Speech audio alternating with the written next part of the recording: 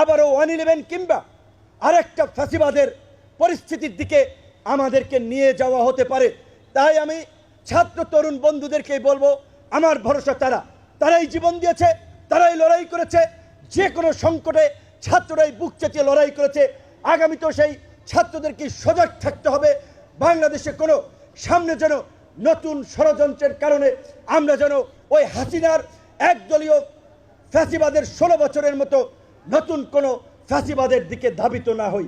সেজন্য আমরা বারবার বলছি, এই অন্তর্বর্তীকালীন সরকার রাজনৈতিক দলগুলোর সাথে আলাপ আলোচনা করে যেই পর্যন্ত সংস্কার ঐক্যমত হয়েছে, বাংলাদেশের বিভিন্ন প্রতিষ্ঠানকে পুনর্গঠনের জন্য, ভবিষ্যতে যেন ফ্যাসিবাদ ফিরে না আসে সেই ব্যবস্থা নিশ্চিত করার জন্য, আমাদের আইনের শাসন নিশ্চিত করার জন্য, আমাদের একটা জনবান্ধব জনপ্রশাসন, পুলিশ প্রশাসন নিশ্চিত করার জন্য, সর্বোপরি একটা জবাবদিহিতামূলক স্বচ্ছ গণতান্ত্রিক রাজনৈতিক ব্যবস্থার জন্য আমাদের যেই সংস্কার প্রয়োজন, সেই সংস্কার শেষেই আগামীতে নির্বাচনের মাধ্যমে একটা শান্তিপূর্ণ ক্ষমতার পরিবর্তন করতে হবে।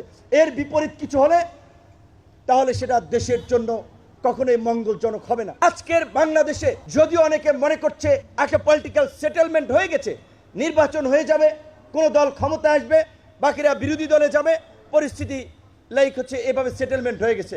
এখনো বাংলাদেশের রাজনীতির আকাশে অনেক মেঘ দেখতে পাচ্ছি, এখনো অনেক মেঘের ঘনঘটা আছে।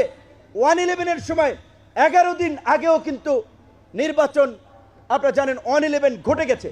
সো নির্বাচনের ডেট ঘোষণা হয়েছে, এখনো সংখ্যা কাটে নাই। জাতিসংঘের মানবাধিকার কমিশনার ভলকার তুর্ক যে কথাটি বলেছিলেন, তারা সামরিক বাহিনীকে মেসেজ দিয়েছিলেন যে যদি তারা মানবাধিকার লঙ্ঘন করে তাদের শান্তিরক্ষী মিশন বন্ধ হবে। এটা অস্বীকার করা ওয়ে নাই। এই আন্দোলনের শেষ দিকে বিদেশিদের একটা সমর্থন কিংবা তাদের সাপোর্ট